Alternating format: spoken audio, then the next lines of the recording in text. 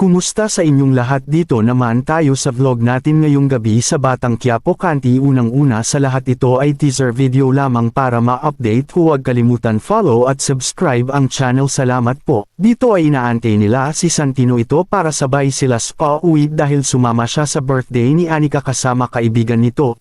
Sumakay na sila ng jeep nito at dito ay nagkwentuhan sila nito tungkol sa buhay.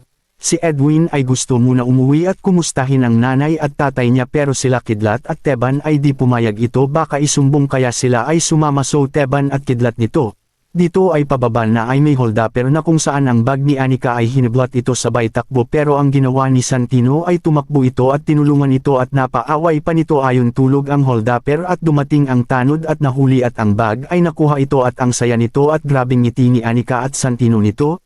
Dito ay nag-usap si Marzeng at Nita na huwag na nito sabihan kay Colonel. Ayon dumating si Severino at kumatok sa bahay at